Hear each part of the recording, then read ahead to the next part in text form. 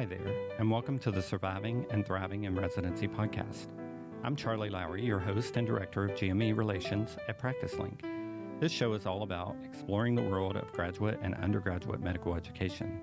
We'll dive into the real-life experiences, successes, and challenges faced by medical students, residents, and fellows, while also highlighting valuable tools to support you, whether that's financial planning, student aid, or the many free resources provided by PracticeLink.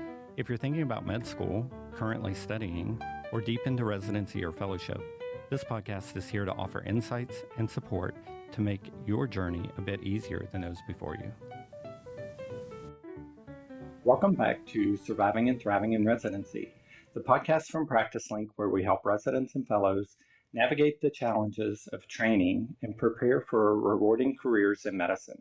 Today, I'm excited to be joined by Dr. Andrew Barbera, emergency medicine physician and founding program director for the Emergency Medicine Residency at Lakeland Regional Health in Florida.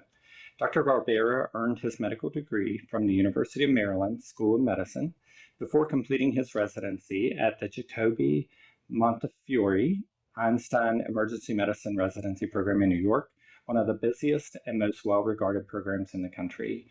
He's board certified in emergency medicine and has held academic appointments at the Albert Einstein College of Medicine, the CUNY School of Medicine, and currently serves as the clinical professor with Nova Southeastern University Medical School of Medicine, and Orlando College of Osteopathic Medicine. At Lakeland, he's been instrumental in developing, building, and leading the emergency medicine residency at one of the busiest emergency departments in the United States, with an average of over 200,000 patient visits a year. Dr. Barbera, welcome to the show. How are you today? Good. Things are great. This is our third year being an open program, so we have a full complement of residents now, and it's going absolutely fantastic. It really allows us to open up and do all the things that we've been planning on doing over the last few years, and it really makes the program just so much even better. That's great. Well, let's go back a few years. Let's talk about you to begin with, and then where you are today and what's going on. But what originally inspired you to pursue a career in medicine? Sure. I'm probably a little different than most people who talk about why they went into medicine, because I feel like for me, honestly, the whole thing that I went through in my life was actually I was fighting a career in medicine. My dad was an ER doc, actually. So I always watched from a child's perspective, kind of what he did going through his training later years and then as an attending, and what his lifestyle was like and how it kind of affected our family, and how it was amazing to see what he would do, but also the nights and the weekends and the weird schedules and stuff as a kid. So I always tried to avoid that as much as I could, and I fought it all the way up through until probably my second year in college. And then at that point, I was going through with a psychology major, and I sat down and I was like, what am I going to do after this? And I went through the whole algorithm in my mind, what my options would be, what I could do, and none of them really spoke to me.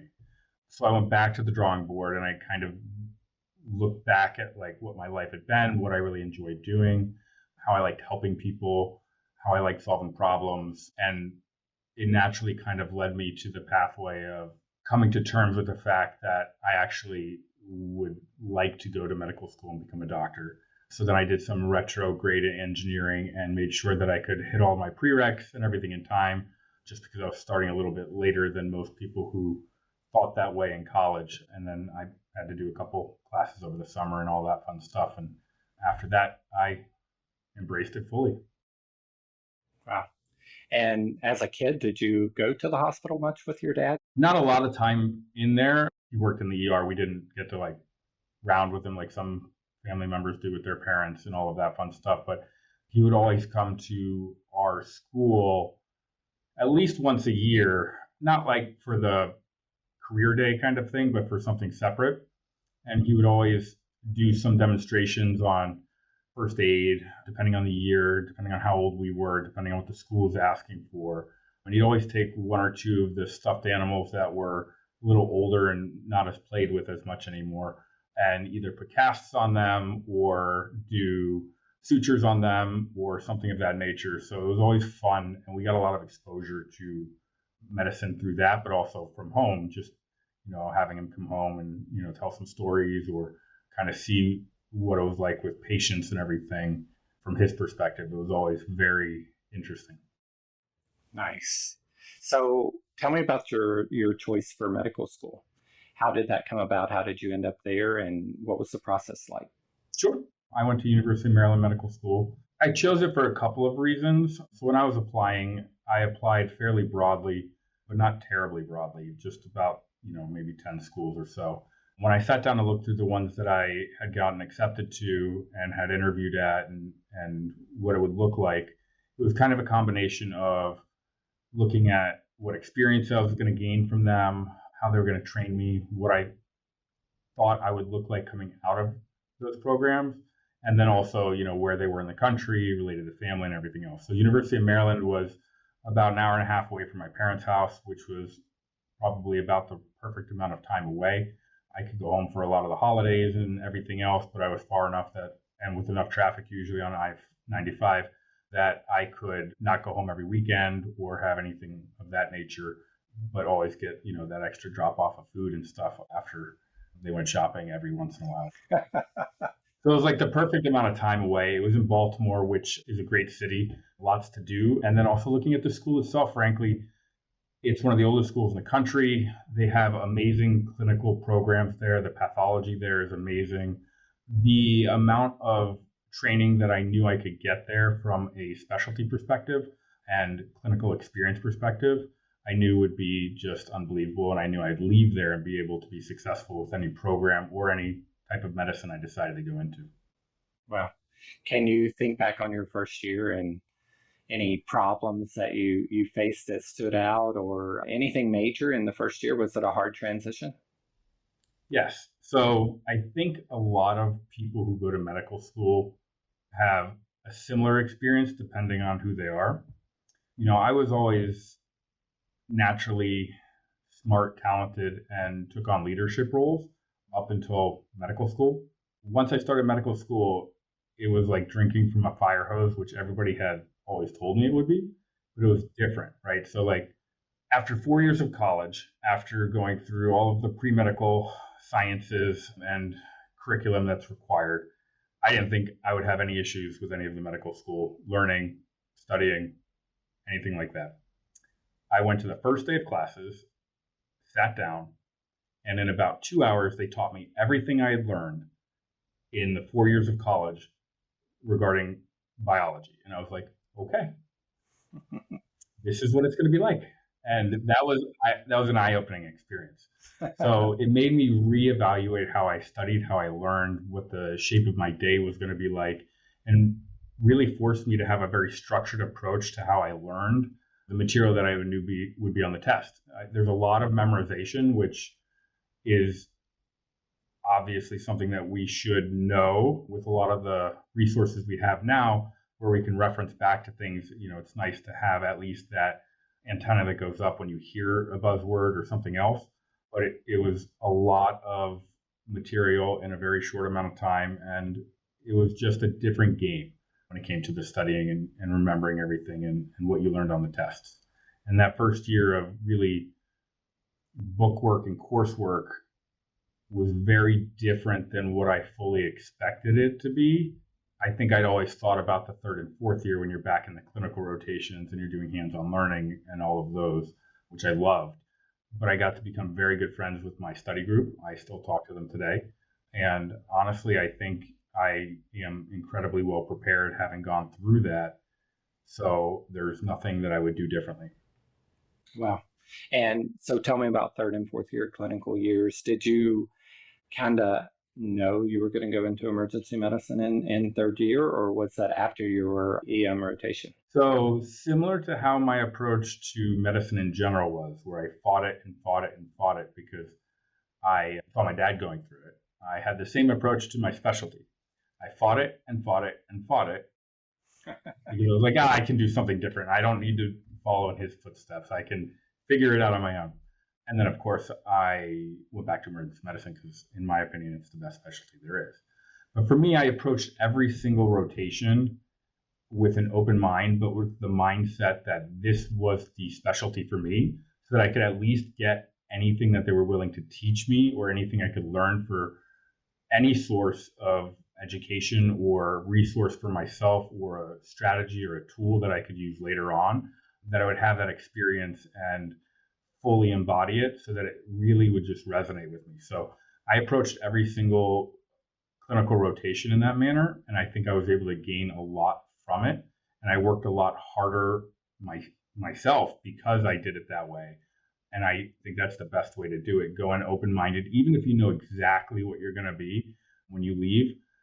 Go in pretending like every single rotation and convince yourself of this, that is the specialty for you, because you will gain so much more experience, tools, and knowledge doing that, and you'll impress your preceptors more, which will then allow them to feel more comfortable giving you additional procedures or autonomy, or pull you into the interesting case that they might not always do that for, or allow you to do some very advanced level procedure or first assistant surgery or some other thing, because they know that you're willing to show up and put in the work and that you're incredibly interested in it. And I think that is what allowed me to then go through those 2 years. And then when I did my emergency medicine rotation, it was just cemented in. Like, I liked every single rotation I went on for one reason or another. But then with emergency medicine, it took most of the things I liked about each other rotation and other specialty and allowed me to continue to do those things, but in a fast-paced setting and in an environment that I enjoy being part of. And with patients that, frankly, I always felt like I was helping. Yeah, that's great. I think that's wonderful. So that's a bit of advice that I think stands out and that I always share with medical students is when you're on clinical rotations, at the end of that rotation, your preceptor should think that's the specialty that you want to go into. Oh, yes. No matter how much you may dislike it, no matter how much you struggle to get through it, at the end of the rotation, they should think that that's your choice, right? Make the most of it. Never ask, how much of this do I have to do, but how much of this can I do? Yes. It's a privilege to be able to show up every day. It is. It is. Physicians, only want to be contacted by recruiters who know your specific professional interests? Simply call and speak with a PracticeLink physician specialist, and we'll help you create your free profile and pair you with only the job opportunities that you're interested in. Visit PracticeLink.com to get started today.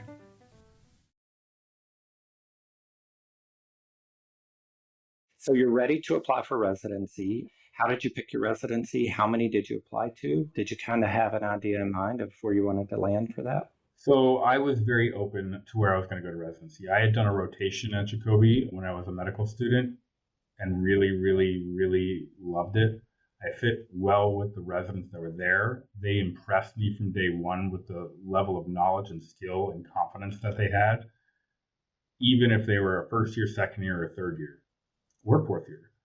I was partial to there, but I was very open to what other places might have to offer. So I applied fairly broadly, knowing that after my application and being able to look at the programs that offer me interviews, I could kind of narrow it from there if I decided to.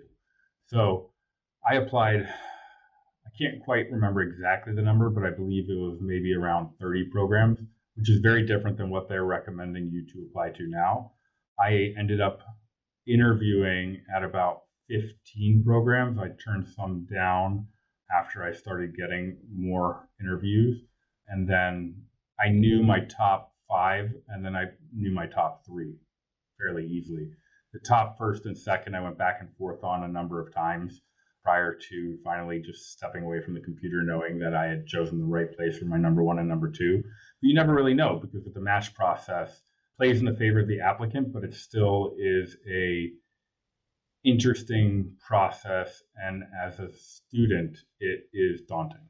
Now doing it from this side of the table, I see it for what it is, which is a tool with the right strategies and knowing the rules and the language you can do very well in, but if you get the wrong advice or something else, it can be hard to really get there. So for me, I knew I wanted a program that would give me excellent training afterwards, and I knew I was going to get that where I was going. And I had my own internal set of criteria that I looked at for every program, and I used that to kind of make my rank list. knowing that I would have 3 to 4 years to work as hard as I could to train to be the best physician that I could be. And then I would leave there, and although I could continue to learn on my own, it would be a different environment with a different way of doing things that wouldn't always match up with the amount of experience that you could get if you really put your head down and tried to learn as much as you could during residency.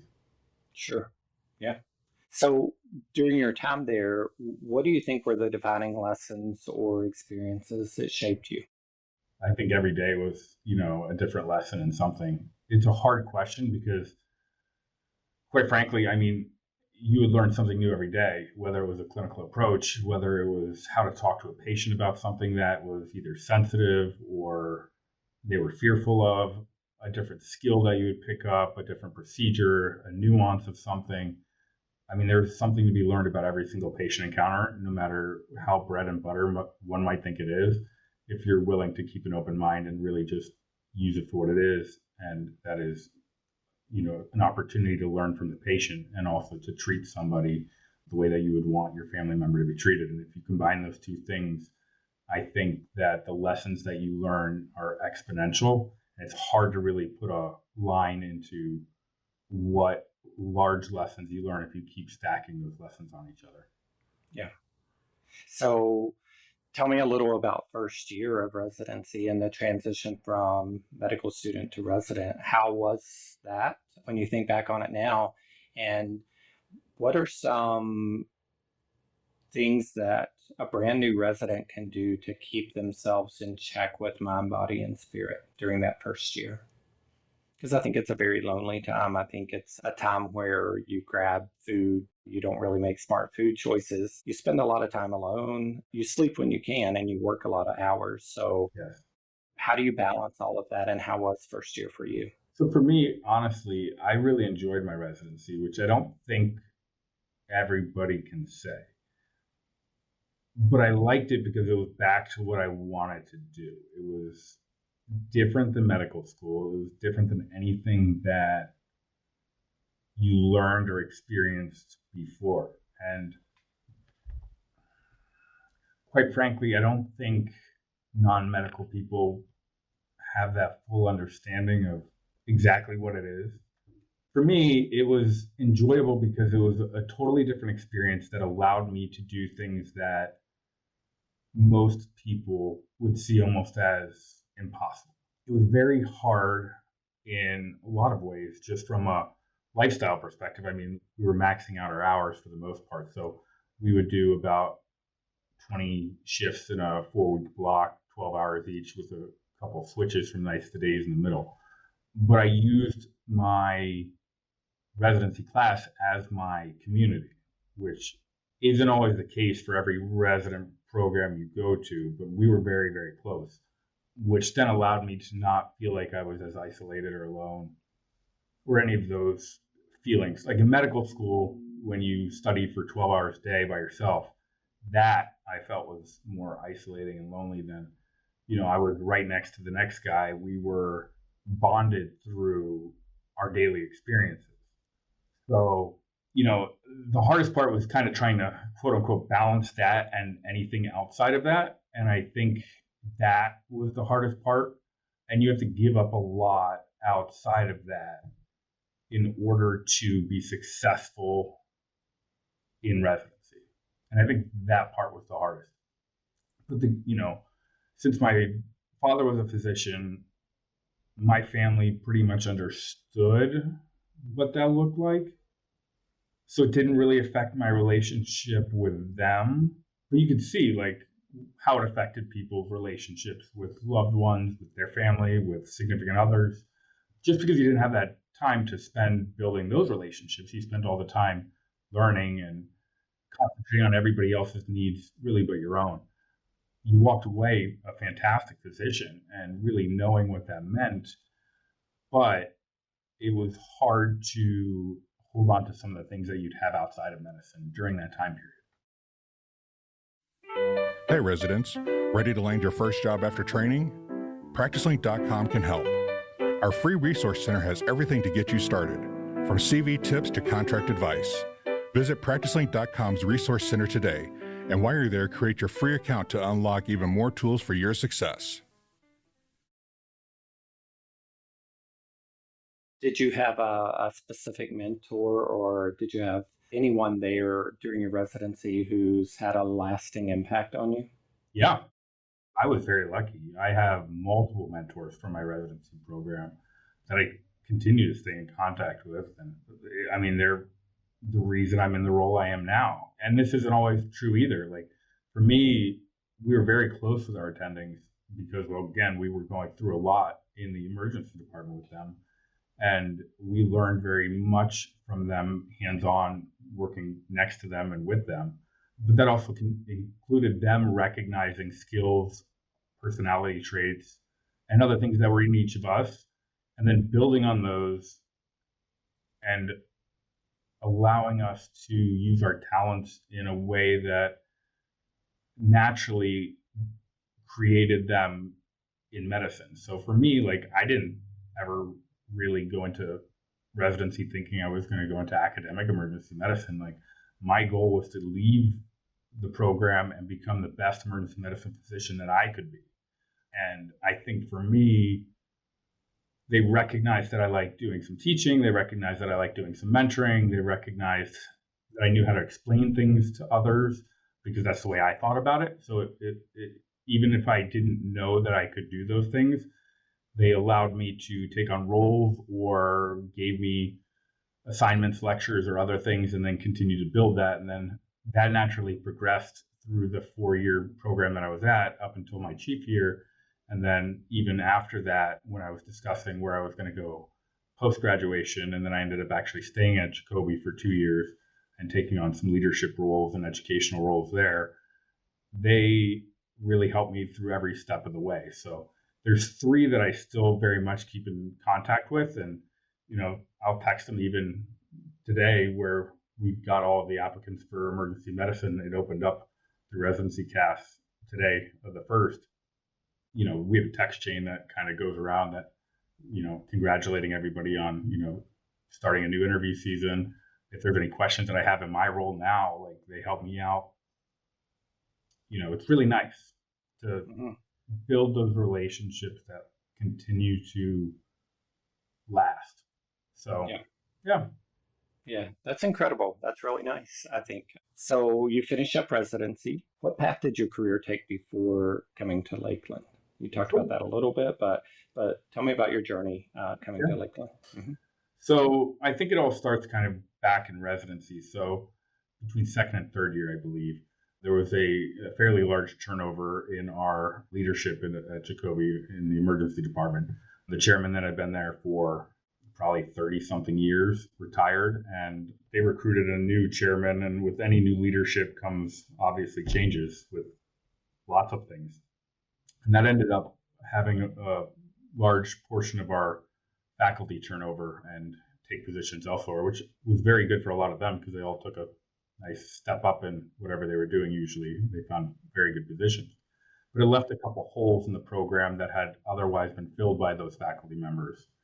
As I was stepping in from that third year into my chief year, it allowed me to recognize as somebody who was living in the residency program where I felt we could rebuff up or change or build.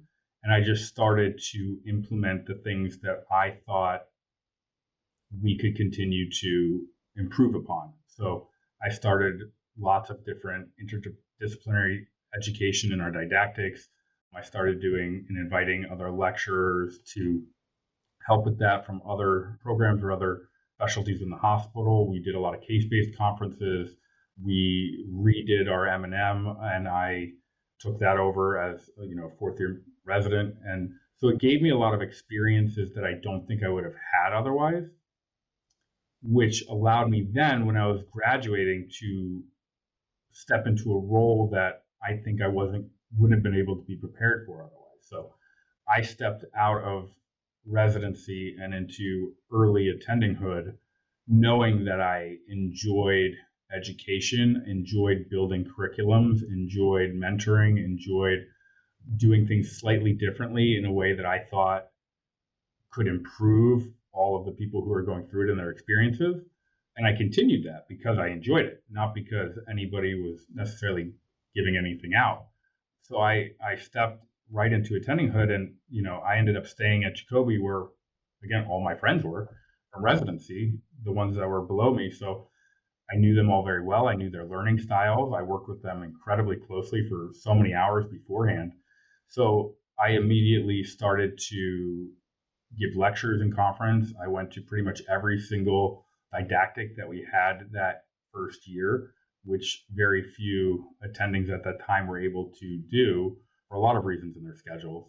But then that allowed me to be an easy target for that year's chiefs to ask if I could fill in holes or do other either lectures or workshops or sims or procedure labs. So it just exponentially built my own educational training. And then from there, I stepped into the site director role once I became board certified and passed my own certifying tests very quickly. So it allowed me to really step into a academic role that usually doesn't become available unless you have enough experience or go through some other formal training. Because I built my own training program for education by knowing what needed or could be added or redone or reshaped. And then having the relationships I had with the residents, it allowed me to understand their learning styles, how to optimize those, and to honestly really enjoyed learning how to teach all of them. So I did that for about another year or so. And then one of my mentors who had left Jacoby and became the program director down at St. Barnabas in the Bronx, which was about a mile and a half down the street, but felt like a whole different world. They were transitioning from the AOA to the single site accreditation at that time. So she recruited me to become one of the APDs over there to help with a lot of the things that were going on and build it up. So I went there, and then after that, I came down here. So it was really nice because I got to see a lot of different systems, a lot of different ways hospitals do it. And even within my own training and early, attending hood, because of where I worked and where I did residency, I had exposure to a lot of different systems in the emergency department and a lot of different systems across the hospital centers. So I could take things I enjoyed from each of those and thought worked really well and kind of shape them into programs or curriculum that I could then implement as a whole using the best parts of everything. Wow. And so now, how long have you been at Lakeland? So I moved down here in October 2020. Okay. So about 5 years today, actually, which is cool. Okay. So just post-COVID. Well, I mean, COVID was still a big thing, I guess, in October 2020. Yes. So I went through the first major wave up in New York. And then after that was over, we moved to Florida right before the big Delta wave came through here. So, yeah. Mm-hmm. Yep. Wow. So with Lakeland's ED seeing over 200,000 patients a year, how do you structure residency training to balance service and education? Very well, actually, which is always surprising when I have this conversation with people. So we are either the first or the second busiest emergency department in the country every year, depending on who's counting the numbers and what they're counting and everything else. We typically see between 200 and 210,000 patients per year. But the way that they've done it is amazing. So the way that they've set up the emergency department is really just, I haven't seen it anywhere else, and it works incredibly well. So we have a pod system here, and there's a few different ways people do things in the emergency department, whether they do sides, they do pods, they do teams, however you want to look at it. But the beautiful thing is that they were able to set up basically 11 different emergency departments within the greater emergency department. So between the adult and peds EDs, we have about 165 beds. We have 3 CT scanners in the adult side and 1 in the ped side. We have multiple ultrasounds, multiple technicians, multiple x-rays. So we're never waiting around for things to be done. It is set up to be efficient, and it is set up to allow us to do the higher level thinking and doing, and allows us to actually spend more time with the patients and doing the things that we should be doing versus relying on us to do all of the work for everything, which is fantastic. So In the pod system, we actually have about 14 beds per pod, which include 2 critical rooms. So we have over 22 critical rooms in the emergency department. We have bedside nursing with a ratio that I had never seen before I'd come here, which is about 3-to-1 for most patients, and it goes down for critical patients. So it's very efficient. Everything is looked at from a standpoint of, is there a holdup with a lab? Is there a holdup with a read? Is there a holdup getting somebody to CT scan? And they don't look at it from it must be the physician. They look at it to see if there is a way to make it a smoother process so that we can continue to see the large numbers of patients that we come in. But the nice thing from a training side of that is now we have 11 different areas that we can utilize for different teaching models, different treatment models, and other things. And each of them sees everything. So the only pod that's different is basically either fast track, which is usually fast track patients, or pod 2, which is where all of the traumas go, because that's where the trauma elevators are. It's the closest to the front with the ambulance bay and closest to the helicopter pad. So it's cardiac arrest, strokes. So they'll see the entire gambit without it being low acuity, high acuity, or something else designated pods. So every place you put a resident, they're going to see the full breadth of emergency medicine. It's not like you have to worry about a stepwise fashion of how you're going to stack them through their experiences. So with that said, we've been able to do both a community medicine approach where we have, first years or a second year or a third year all working one-on-one with an attending, learning from that attending in a one-to-one mentoring and kind of education model. And then we also can do a team-based model where you have a first year, second year who are primarily seeing most of the patients, and the third year who is helping educate them. They hear the cases and they act as an attending, with the attending literally right next to them and over their shoulder to help give them guidance on how to be an attending. So when you leave here, you can actually learn how to do both the academic or the community approach, and you can step into those roles immediately upon graduation without having that huge learning curve that often comes when you go to a different setting. So it's really been amazing to be able to have the opportunity to build a program that allows this many options in the training. And it also allows you to see more in emergency medicine because of the high volume than you would anywhere else. I thought, having worked in the Bronx for 7-8 years, that I had seen the craziest things in the world, and I have. But also coming here, I'm still surprised daily by some of the stuff that walks through the door and is compatible with life still, because people here are incredibly sick. You get a dissection all the time, you get different kinds of bleeds, you get everything you could think of, different ID stuff. Because of our location, we attract the sickest of the sick and the weirdest of the weird pathologies. We're right off of I-4, which is the deadliest highway in America, unfortunately, but we get a ton of trauma because of that, both blunt. We're in Florida. We get a lot of gun trauma as well.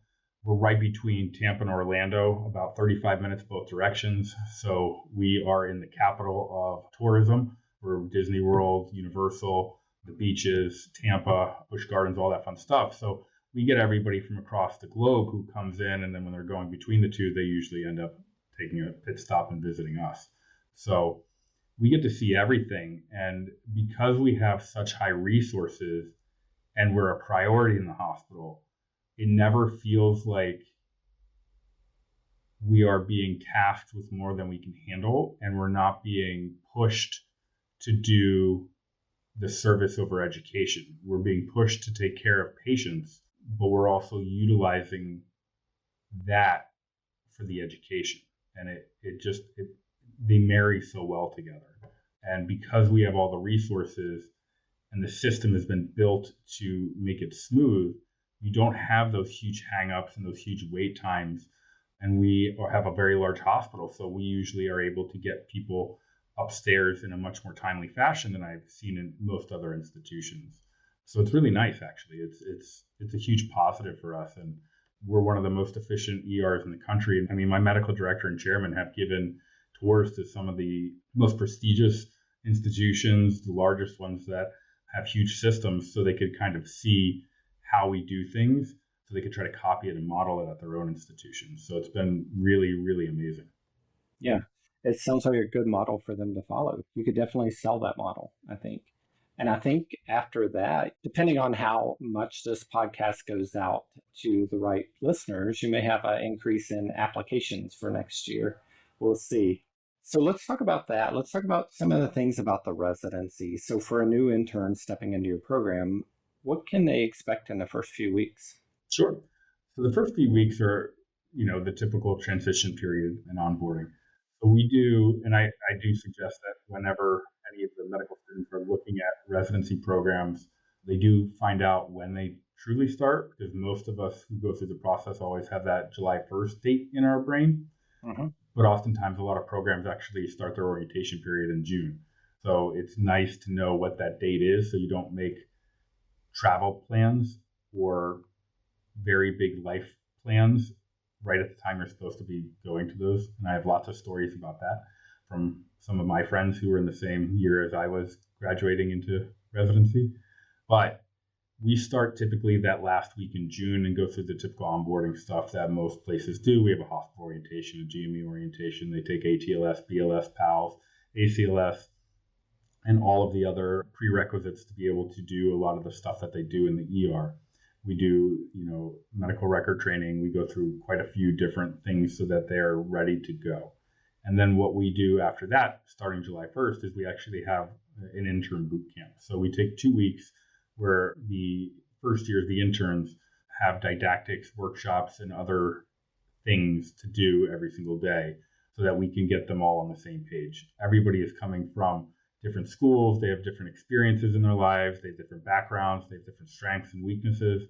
So I'm a big believer in making sure that you give each of them the experience to get on a place where they can start and be successful. And a lot of that is teaching them the different strategies, tools, skills that they might need from day one, and also gives them the ability to start doing things from day one. So we can walk through a lot of the different procedures in the sim lab.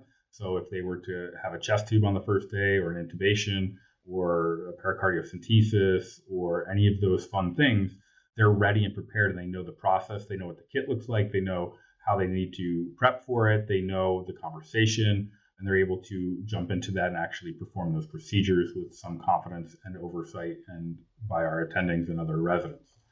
So we do all of that in the first 2 weeks. It's also really nice because it allows them quite a bit of bonding time as a class. And we do quite a few different outside of the hospital events so that they're welcomed into the program. We usually have 1 or 2 different barbecues where everybody comes and, we hang out and have a good time. We go to one of the regional conferences every year, SAEM, where they can go and compete as a class in some of the fun competitions that they hold with the other programs in the area, and bond and kind of see what it's like in Florida in this region. And then we do shadow shifts for some of the afternoons. So about every 3 days, they do a shadow shift. So they'll go in and maybe pick up one patient, and a senior resident will be with them or an attending, and they will walk through all the process of the patient. They're not there to necessarily see volume or anything crazy. They're there to learn the process of, when you pick up a patient, how do you, order your labs? How do you talk to the nurse? How do you find the bathroom in the ER? Like all of the things that you might have if you just got, pushed off the cliff into the ER questions about, we try to answer those so that then when they do start and they do have a higher expectation of being able to work clinically and in the ER, they're able to do that with success and with tools. Okay. How about supporting resident well-being in such a high volume clinical environment? How do you do that? We do that with a lot of different ways. So resident wellness and wellness in general is thought about in lots of different definitions. For me, I always thought that wellness was more individualized. So I think that, and it changes over time. So when I was a resident, being able to hang out outside of work with some of my classmates and doing fun things and decompressing or spending some time in the outside during nice weather was always a great thing. And then as I changed, I got married, I have kids, it Sometimes it is being able to have dinner with my wife or playing with my children or putting them to bed or going to an event for them. So I think wellness in and of itself is a very broad topic with a definition that needs to be individualized. With that said, we do both. So I'm a big believer if you have the ability to, and not every program has the resources to provide all of the things that they could, I think it's a good thought to do both. So we try to do at least one quarterly event, if not more. We have multiple holiday parties through the Thanksgiving through New Year's time, both from a hospital, a program, and actually our entire GME has a holiday party too. Intern barbecue and welcome events throughout the year. We try to get together either at somebody's house or in a different environment just because it's nice to be able to be seeing people outside of work. We go to a hockey game every year as a group. We're actually going to go to a minor league WWE event here tomorrow. Several of the residents, one of our other staff members' husbands works for them, so they're going to give us a nice tour of the medical side of things for that. So that'll be very interesting. So we try to do a lot of those things. We have a big water rescue sim day that we do in the spring where we go out into the St. Pete Bay afterwards and do some kayaking and then hang out and have a barbecue there afterwards. So we try to get together to build those relationships and bonds because, residency is hard. I mean, if anybody tells you it's not hard, they're not telling you the truth. So being able to give that support is really important. But in addition, this hospital that they started these programs, so they looked at it and they also looked at it in the perspective of how can we do things right from the beginning. They built out a multi-million-dollar GME area with computers, lounges. The sleep rooms that we have here are nicer than most of the apartments that I lived in. They have single bathrooms, showers. The beds are CMO actually laid in every single bed and every single couch to make sure that they were comfortable. He is about 6'5" and built like a linebacker. So, he always thought like if it's comfortable for him, it'll be comfortable for anybody else. So they've spent a lot of time and effort and resources to make sure that the residents felt cared for and that they understood that they were important. There's a nice outdoor space for a courtyard for them. We give them a laptop when they come in, so they have electronic medical records at home if they need to finish a chart or respond to an email or do a case study or anything else. They get a CME allowance every single year. They get free food 24 hours a day in their lounge, but they also get about $20 a day on their badge. We have a opt-out policy for an annual wellness check-in with experts so that they can not feel stigmatized if they want resources or tools, but if they want to opt out, they can also do that. So there's a lot of different ways that you can approach wellness and support. We really try to hit it in every single way that we can, because I do think that it's really important to make sure that you're supporting them in their learning and in their skill sets through multiple different avenues, because it's, medicine isn't just a job, it's really a lifestyle. Mm-hmm. Yeah. Let's look back on your training. What advice would you give your residency self? Knowing what you know today, working with residents every day, what advice would you give a brand new resident in your program? What would be your top advice there? So I have lots of advice. It's always more of whittling it down to what the top list of it is. So for me, like a big part of it is when you're going into residency, you have to remember that you're going to be doing things that you've never done before in a setting that is high risk with real implications. But you also have to have the confidence to do the things that you need to do. So I think it's really important to get up and go see every single patient you can, be hungry to learn, be hungry to help, and really just, show up as your best self every day. Because if you have that drive, to always have that edge and be better, you'll be able to do that when you don't. So I always find that that's one of those things that's hard to teach people, but they know what it is. You know what I mean? So I think that's a big part of it. So, for me, I always say, be the best person you can for your patients, for your colleagues, for your family, and for yourself. And if you're able to do that, you're going to be successful in everything. That's great. How about what should residents look for when they're evaluating a program, whether it's Lakeland or elsewhere? What kind of advice would you give there?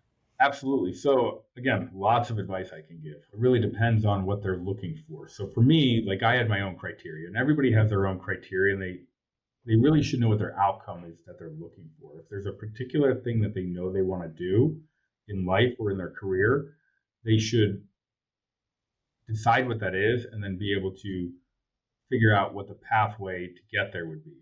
Most people don't have any clue because we're all kind of looking at that next step, and that's totally fine because everybody feels that way when we're going through this process. For me, I knew I wanted to be the best physician that I could be. So I wanted to be an ER doc. So I looked to see, for me, what would make the best training. And I talked to a lot of my mentors, which in medical school can be very difficult to find in the specialty that you're going into. So I did the best I could, and I put together my list of criteria that I thought would make me the best ER doc. And I applied to all the programs that fit that criteria. So I was looking for over 100,000 patient visits a year. I was looking for a place that was either a level 1 or a level 2 trauma center, and I would be able to see the trauma in the ER and not have to be put necessarily on a separate trauma rotation, because I knew that in the real world, if I was working in an ER and a trauma came in, I might be the only person that could respond to it. So I wanted to be able to stop everything I was doing and go deal with the life-saving critical procedures and patient that I needed to do, and then go back to what I was doing. And I wanted that to be a normal thing for me, so I wasn't worried about that if I went to a setting where that would be the case.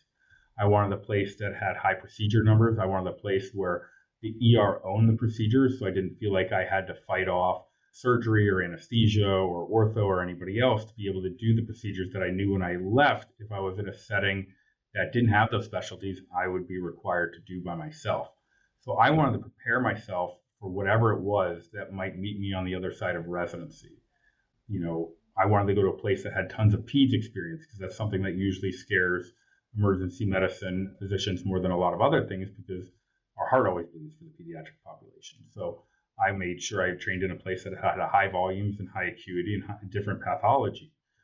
I have 1,000 more of these criteria that I use for myself, but those are the big ones. So I think it's really important to figure out what it is you're looking for, and every specialty is going to have something different. And then make your list of criteria before you start interviewing. And when you do that, you can then use your list of criteria, and it can change through the interview process, because you're going to learn more with every single interview and every single person you talk to.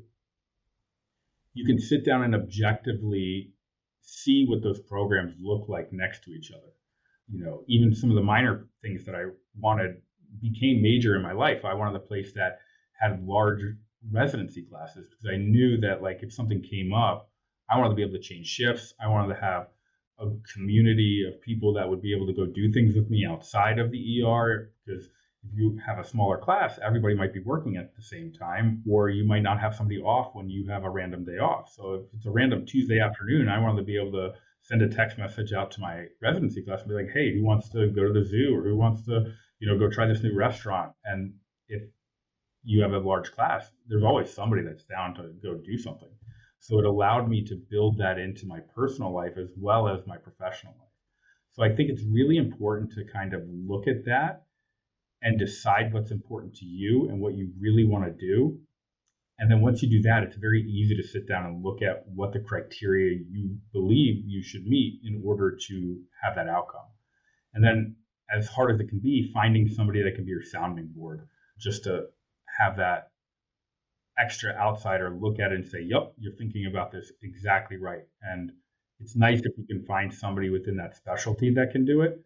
It's even nicer if you can find somebody within, GME in that specialty that can do it, but that's not always possible for every medical student.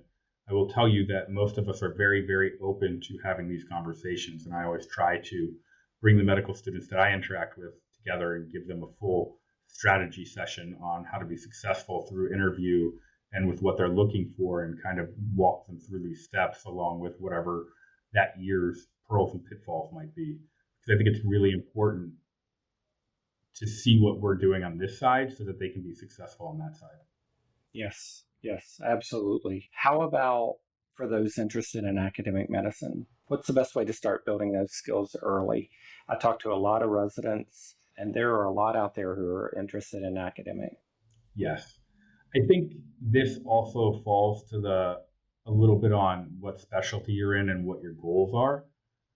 But I think the one thing that kind of is true across the board is if you're interested in academic medicine in general, just start doing things.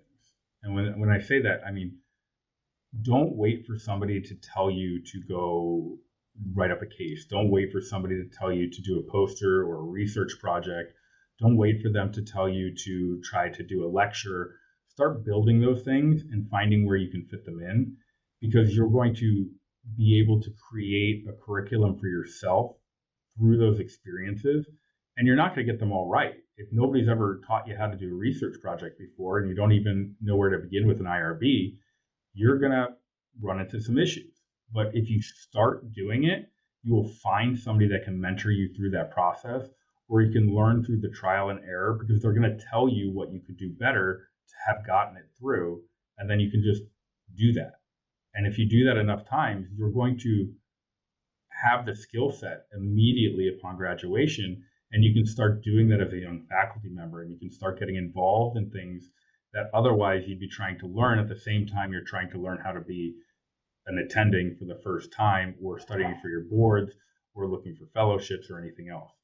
There's really two different ways of going into like academic emergency medicine, and that's either through your own experiences and building those and with your mentorship, or if you don't have those things and they're not available to you, especially in some programs, that's when you go and do one of the fellowships and look at those, because they're a little bit more structured and they offer you those mentorships that you might not always have. And I think that's a big key of it. If you don't have what you need, there are other ways of getting it, whether it's doing another year or so, but then you also have to examine those programs and see what it is that you're getting out of it and how that fits into how you learn and how you gain experience, and make sure that it matches very well with that, because a lot of them are varied, a lot of them are the same, but they all offer a little bit something different, and there's a way to change your trajectory based off of who you are and what they offer. And I could go into that all day, honestly, but I think that is a big part of it. Don't wait for somebody to give you permission to start doing the projects. And if you don't know where to begin, just pick something and begin, because as you start doing it, you'll gain the momentum and you'll understand it, and people will naturally see you doing it. And then they will, one, think of you when an opportunity arises. And then two, they'll help you because they can see that you're motivated.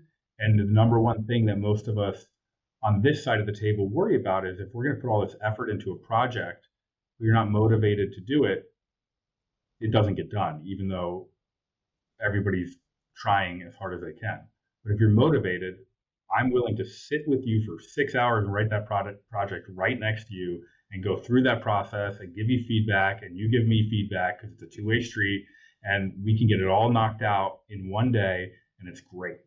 So I think, if you have things that you're interested in, just start doing them and look. Because if anybody reaches out to me, I am more than happy to sit down and go through this process with them. I'm happy to, partner with them in any of the projects that might be ongoing. We can make it work, but mentorship is a two-way street. I also, learn and grow every single day.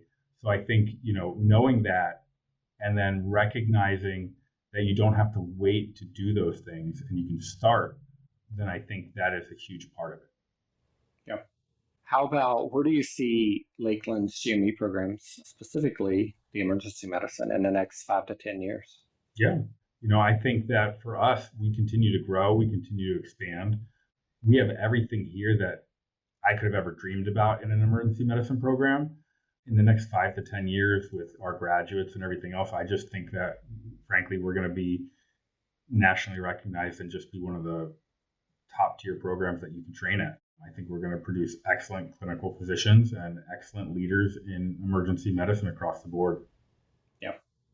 Are there opportunities you're excited about, like fellowships or expanded research, community outreach, things like that? Yeah. So we continue to build new programs and new projects all the time. I don't like to promise things we don't fully have yet. You want to have it. We are working on several fellowships right now. We have expanded our research capabilities quite a bit from the time that I first started here 5 years ago to now. We've produced an exponential amount of scholarly activity and publications. And we've actually built an entire separate research department to help mentor and give the resources to the residents to get a project from the question that it starts with all the way through the publication stage. So it's really, really amazing. And we also are able to fund most of the national conventions and other things that you might be able to present those at. So if you're able to get something off the ground, we really push you to be able to use it for the extent of what you can and get those experiences and build your CV that way. That's so great. So we're going to wrap things up here. I would love to invite you back for another program. I think we could talk all day long, and we could definitely talk about some interviewing skills as well, I think. Absolutely. I would love that. Yeah. So, Dr. Barbera, thank you so much for joining us today and sharing both your journey and your insights. It's inspiring to hear how you've gone from residency yourself to now building residency programs that will shape the next generation of physicians. Thank you for having me. And to our listeners, thank you for tuning in to Surviving and Thriving in Residency. Be sure to subscribe wherever you get your podcast and check out PracticeLink's free resources for residents and fellows at PracticeLink.com. Until next time, thank you so much for joining us.